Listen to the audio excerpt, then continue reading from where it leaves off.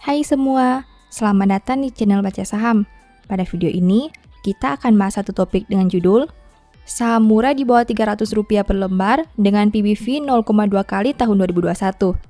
Untuk itu, simak video ini sampai habis ya, agar mendapat pemahaman yang utuh. Ada satu saham di bisnis pembiayaan yang cukup menarik.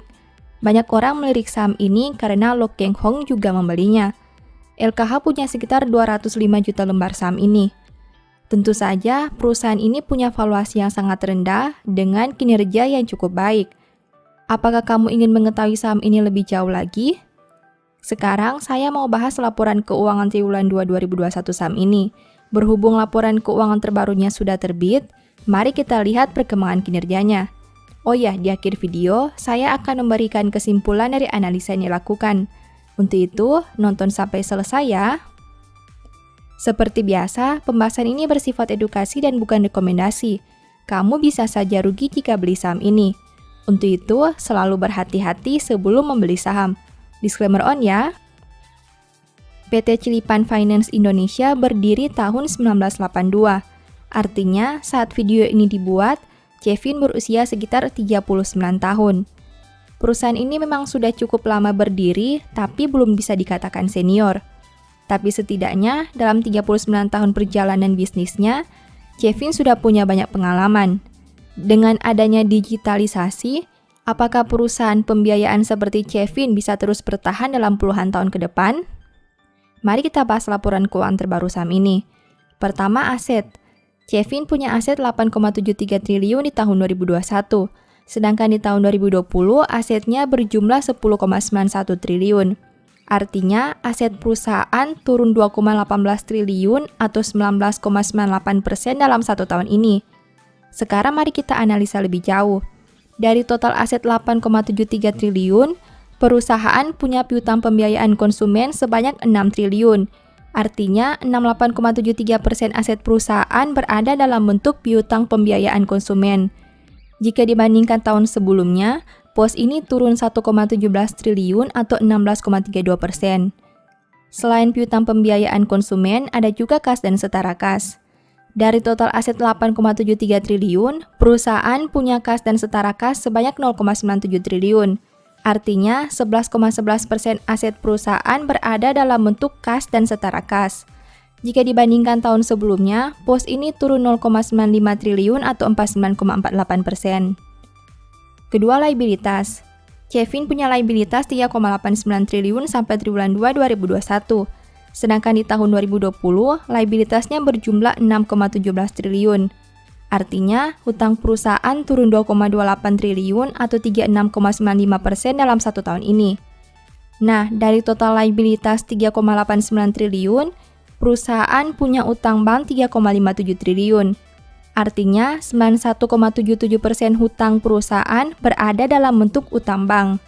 Jika dibandingkan tahun sebelumnya, pos ini turun 0,32 triliun atau 8,23%. Selain utang bank, ada juga surat berharga utang yang diterbitkan. Dari total liabilitas 3,89 triliun, di tahun 2021, perusahaan tidak memiliki surat berharga utang yang diterbitkan, yang artinya pos ini mengalami penurunan sebanyak 100%. Ketiga, ekuitas. Kevin punya ekuitas 4,83 triliun sampai triwulan 2 2021. Jika dibandingkan tahun sebelumnya dengan angka 4,74 triliun, berarti ekuitas perusahaan naik 0,09 triliun atau 1,90%. Dari total ekuitas 4,83 triliun, perusahaan punya saldo laba yang belum ditentukan penggunaannya sebanyak 3,45 triliun. Artinya, 71,43% ekuitas perusahaan berada dalam bentuk saldo laba belum ditentukan penggunaannya. Jika dibandingkan tahun sebelumnya, pos ini naik 0,09 triliun atau 2,68%. Keempat, pendapatan. Kevin punya pendapatan 779 miliar sampai triwulan 2 2021. Sedangkan di tahun 2020, pendapatannya berjumlah 977 miliar. Berarti pendapatan perusahaan turun 198 miliar atau 20,27% dalam satu tahun terakhir. Kelima, biaya pokok pendapatan. Kevin punya biaya pokok penjualan sebanyak 672 miliar. Sedangkan di tahun 2020 biayanya berjumlah 847 miliar. Berarti biaya pokok pendapatan turun 175 miliar atau 20,66% dalam 1 tahun terakhir. Keenam, laba. Cevin mampu menghasilkan laba sebanyak 90,21 miliar. Jika dibandingkan tahun sebelumnya di angka 102,75 miliar, berarti laba perusahaan turun 12,54 miliar atau 12,20% dalam 1 tahun terakhir. Ketujuh, rasio keuangan. Cevin punya ROE 3,74% dengan NPM 14,53%. Sedangkan untuk sisi resiko, saham ini punya DER 80,55%. ROE perusahaan memang cukup rendah, tapi NPM-nya stabil di angka belasan persen. Artinya, penurunan laba di periode ini cukup berdampak pada ROE perusahaan dengan jumlah ekuitas yang besar.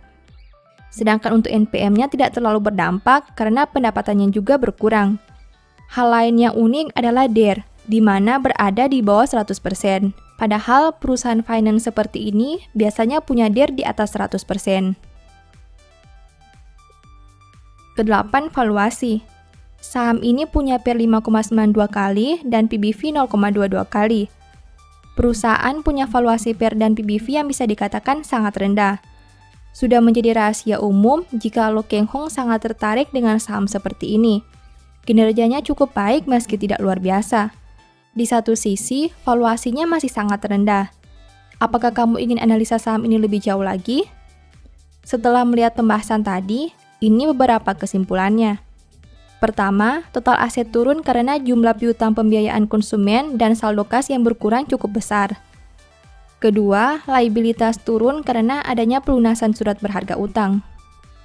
Ketiga, ekuitas mengalami kenaikan karena saldo laba yang belum ditentukan penggunaannya naik.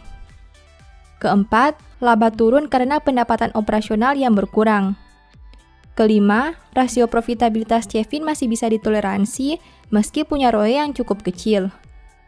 Keenam, valuasi perusahaan sangat menarik dengan angka yang cukup rendah. Demikian analisa singkat saham Cevin berdasarkan laporan keuangan triwulan 2 2021. Selalu ingat bahwa pembahasan ini hanya dari sudut pandang pribadi. Tidak ada jaminan pasti profit dan mungkin saja kamu bisa rugi jika beli saham ini. Sebagai informasi, Cevin merupakan salah satu saham yang dibahas di e-book Analyze Report triwulan 2 2021. Apabila kamu ingin analisa fundamental yang lebih dalam, beda laporan keuangan dan perkiraan harga beli dan jual, mungkin e-book ini bisa membantu. Untuk info pembelian, silakan WA ke nomor yang tercantum ya. Demikian informasi pada video ini, semoga bisa memberi manfaat kepada kamu semua ya. Oh iya, saya mau menyampaikan bahwa sekarang Baca Saham punya 3 e-book tentang saham yang mungkin saja bisa berguna bagi kamu, yaitu Strategi Nabung Saham, Analysis Report, dan The Stock Market. Berikut perbedaan antara 3 e-book tersebut. E-book Strategi Nabung Saham berfokus pada pembahasan teknik, money management, dan semua hal yang berhubungan dengan nabung saham. Poin intinya bisa dilihat pada tampilan berikut ini. E-book Analysis Report berfokus pada hasil analisa fundamental 12 saham pilihan berdasarkan laporan keuangan terbaru. Poin intinya bisa dilihat pada tampilan berikut ini. E-book The Stock Market berfokus pada panduan bagaimana menganalisa fundamental suatu perusahaan dan money management yang baik. Poin intinya bisa dilihat pada tampilan berikut ini. Apabila kamu tertarik membeli salah satu dari 3 e-book tadi, silakan chat WA ke nomor yang tertera di layar ya. Ingat, hati-hati terhadap semua jenis penipuan yang mengatasnamakan baca saham. Baca Saham tidak pernah mengelola dana ataupun melakukan penjualan produk di luar Instagram, YouTube, dan Telegram resmi Baca Saham. Sebagai penutup, saya mau mengutip satu statement yang semoga bisa menjadi semangat bagi teman-teman. Hikmat tinggal di dalam hati orang yang berpengertian, tetapi tidak dikenal di dalam hati orang bebal. Thank you.